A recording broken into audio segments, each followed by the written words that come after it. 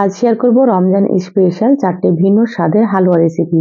আপনারা একই ভিডিওতে পেয়ে যাবেন। তো রমজান মাসে তেলে ভাজা না খেয়ে এভাবে মাঝে মাঝে আপনারা তৈরি করে খেয়ে দেখতে পারেন। খেতে ভীষণ ভালো লাগে আর রেসিপিগুলো তৈরি করা কিন্তু খুবই সহজ। আসসালামু আলাইকুম, সবাই কেমন আছেন? আশা করছি সকলে ভালো আছেন। তো আপনারা অবশ্যই স্কিপ না করে পুরো রেসিপিগুলো দেখে নেবেন। আশা করছি আপনাদেরকে খুবই ভালো লাগবে। তো চলুন কথা না বাড়িয়ে রেসিপি শুরু করি। এখানে দেখুন গ্যাস অন করে কড়াই দিয়ে দিলাম। কড়াই দিয়ে দিলাম আমি 2 টেবিল চামচ ঘি। এবার এখানে দিয়ে দিলাম 1 কাপ সুজি। এবার সুজিগুলো ঘিয়ের সঙ্গে খুব ভালোভাবে ভেজে নেব। সুজি যত ভালোভাবে ভাজা হবে হালুয়া কিন্তু ততই বেশি ভালো লাগবে খেতে। তো একটু সময় নিয়ে সুন্দর করে ভেজে নিচ্ছি। এইভাবে সুজিগুলো ভাজতে প্রায় 8 থেকে 10 মিনিট মতো সময় লাগবে। দেখুন কালারটা অনেকটাই চেঞ্জ হয়ে গিয়েছে। এবার আমি এখানে দিয়ে দিচ্ছি কিছু কাজু বাদাম আর কাঠবাদাম কুচি। আর এখানে দিয়ে দিলাম 1 কাপ পরিমাণে চিনি। তো এখানে আমি যতটা সুজি নিয়েছি ততটাই কিন্তু এখানে চিনি দিয়ে দিলাম। এখানে মিষ্টির পরিমাণ আপনারা কম বেশি করে নিতে পারেন। দিয়ে দিলাম এখানে 3টে এলাচ। খুব ভালোভাবে আবার একটু ভেজে নিচ্ছি। এখানে কিন্তু সুজিগুলো ঘি দিয়ে ভেজে নিতে হবে, কোনো রকম কিন্তু তেল দেওয়া যাবে না। দেখুন সুজির কালারটা অনেকটাই চেঞ্জ হয়ে গিয়েছে, সুজিগুলো ভাজা হয়ে গিয়েছে। এবার আমি এখানে দিয়ে দিলাম 1 কাপ দুধ। তো দুধটাকে আমি আগে থেকে জাল করে ঠান্ডা করে নিয়েছি। দুধ দেওয়ার পরে খুব ভালোভাবে একটু নেড়েচেড়ে মিশিয়ে নিচ্ছি। আর গ্যাসের আঁচ লোতে রেখে রান্নাটা করে নিতে হবে। গ্যাসের আঁচ কিন্তু বাড়ানো যাবে না, লো আঁচে রেখে রান্না করে নিতে হবে। এখানে আরো 1 টেবিল চামচ মতো দিয়ে দিলাম ঘি। ঘি দিয়ে খুব ভালোভাবে আবারও মিশিয়ে নিচ্ছি। আর একটু আঠালো করে রান্না করে নিতে হবে। দেখুন আস্তে আস্তে কিন্তু অনেকটাই আঠালো হয়ে গিয়েছে। তো এখানে আরো একটু আঠালো করে নিতে হবে। যখন আঠালো হয়ে যাবে তখন দেখবেন যে কড়াই থেকে ছেড়ে আসবে। এবার আমি এলাচগুলোকে তুলে ফেলে দিচ্ছি, কারণ এটা মুখে পড়লে খেতে ভালো লাগবে না। বেছে ফেলে দিলাম। দেখুন একেবারে আঠালো করে রান্না করে নিয়েছি। এবার এখানে দেখুন একটা প্লেটে সামান্য একটু ঘি মাখিয়ে নিয়েছি। এবার প্লেটে নিয়ে নিলাম সুজি। এবার স্প্যাচুলার দিয়ে এভাবে করে একটু সমান করে নিতে হবে।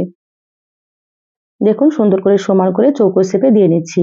আপনাদের পছন্দ মতো আপনারা তৈরি করে নিতে পারেন।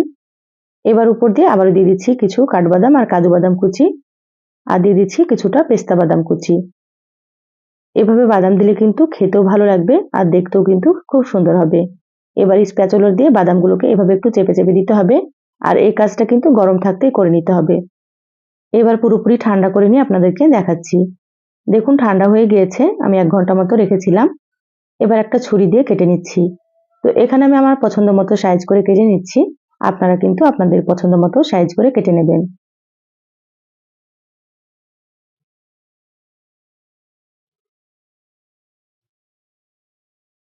দেখুন এখানে আমি একটু বড় বড় করে চৌকো শেপ দিয়ে নিয়েছি।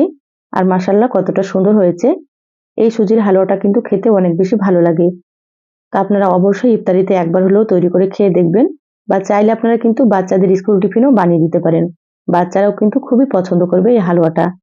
তো চলুন আবার একটা রেসিপি আপনাদের সঙ্গে শেয়ার করি। এখানে দেখুন আমি 5 পিস মতো পাউরুটি নিয়েছি। তো এখানে কিন্তু আমি শক্ত অংশগুলো নিয়েছি। এখানে কোনো রকম ফেলার দরকার নেই। এবার আমি পাউরুটিগুলো ভেঙে নিচ্ছি।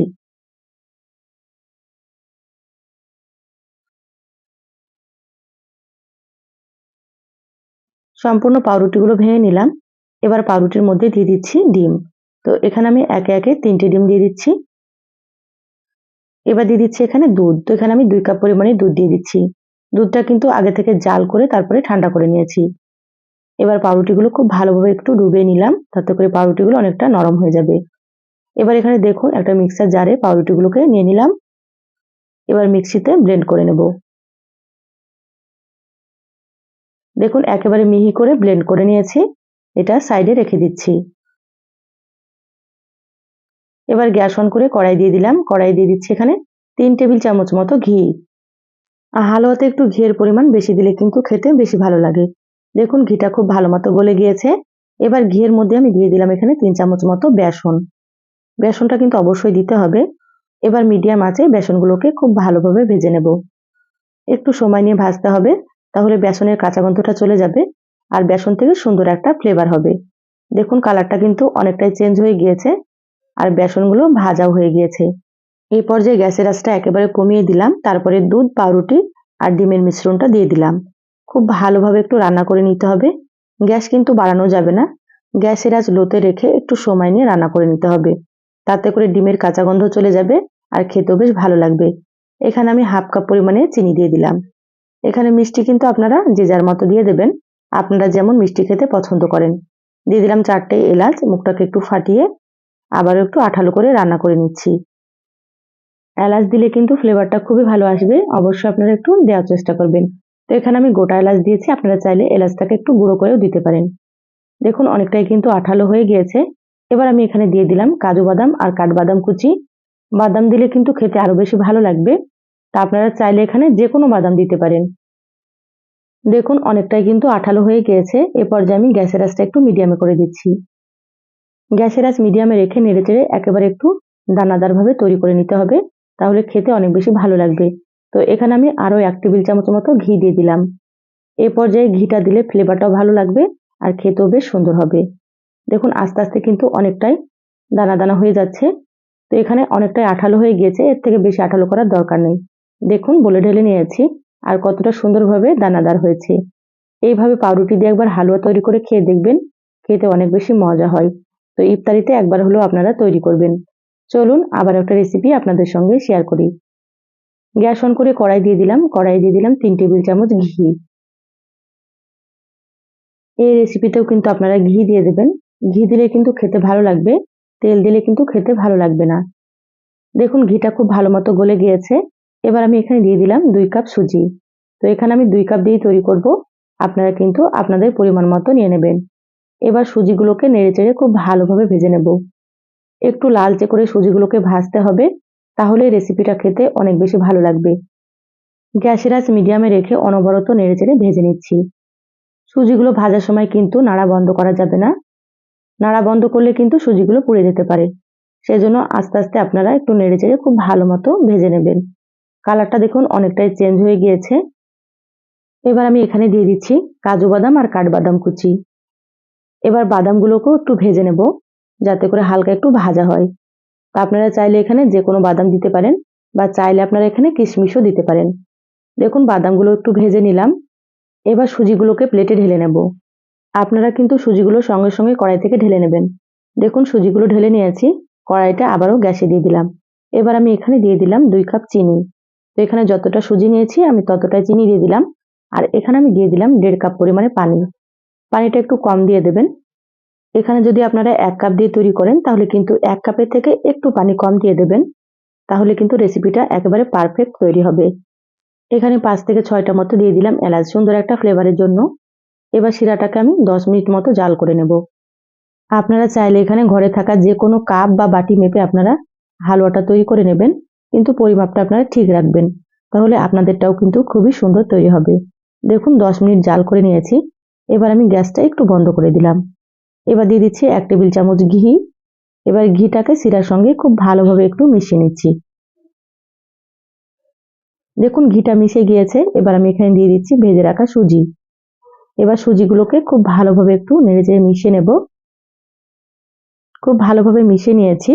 এবার আমি গ্যাসটাকে একটু অন করে দিলাম, মানে গ্যাসের আঁচ লোতে রেখে আমি 5 মিনিট মতো ঘড়ি ধরে রান্না করব।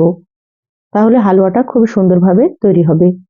খুব বেশিক্ষণ রান্না করা যাবে না, তাহলে কিন্তু সুজিগুলো নরম হয়ে যাবে আর খেতে ভালো লাগবে না।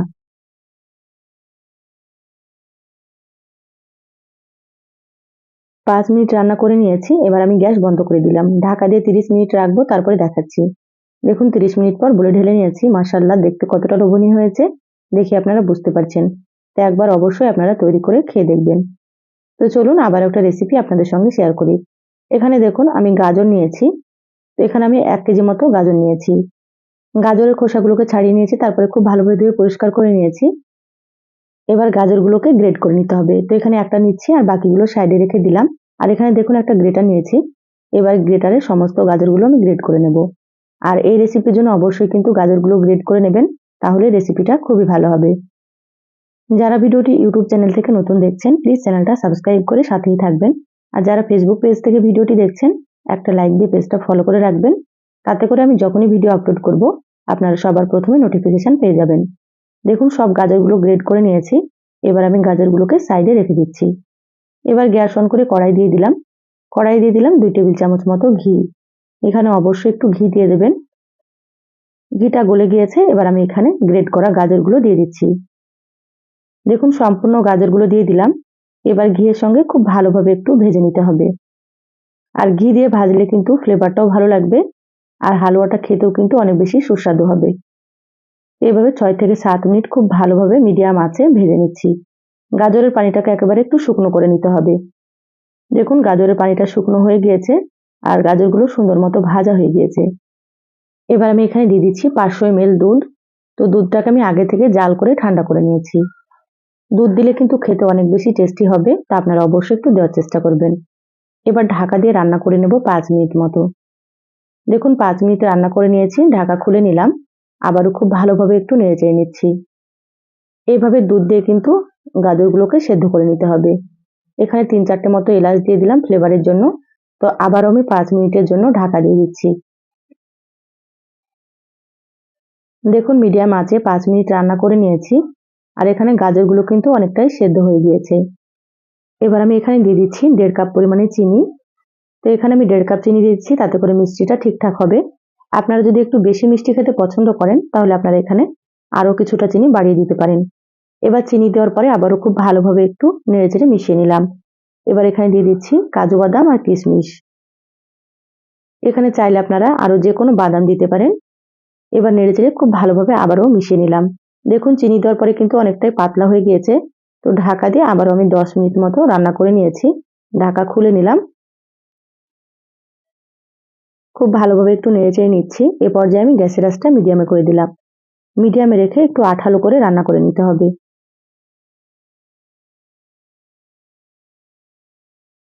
আমার চ্যানেলে আরও অনেক রেসিপি আছে, চাইলে কিন্তু আপনারা দেখে নিতে পারেন। আমি সবসময় সহজ রেসিপি আপনাদের সঙ্গে শেয়ার করার চেষ্টা করি। খেতে ভীষণ ভালো লাগে। আপনারাও একবার তৈরি করে খেয়ে কমেন্ট করে জানাবেন আপনাদেরকে কেমন লেগেছে। দেখুন গাজরগুলো একেবারে শুকনো শুকনো হয়ে গিয়েছে। এখানে আবারও আমি দিয়ে দিলাম 1 চামচ মতো ঘি। খুব ভালোভাবে ঘিটাকে নেড়েচেড়ে মিশিয়ে নিচ্ছি। এরকম একটু আঠালো করে রান্না করে নিতে হবে। ঘিটা মিশিয়ে নেওয়ার পরে কিন্তু হালুয়াটা রেডি হয়ে যাবে। দেখুন বলে ঢেলে নিয়েছি, মাশাআল্লাহ দেখতে কতটা লোভনীয় হয়েছে আপনারা হয়তো দেখে বুঝতে পারছেন। তো একবার অবশ্যই ইফতারিতে তৈরি করে খেয়ে দেখবেন। তো এই সহজ রেসিপিগুলো কেমন লাগলো চ্যানেলের কমেন্ট বক্সে জানাবেন। ভালো লাগলে লাইক দিয়ে ভিডিওটা শেয়ার করে দিবেন। সবাই ভালো থাকবেন, সুস্থ থাকবেন। ধন্যবাদ সবাইকে। আল্লাহ হাফিজ।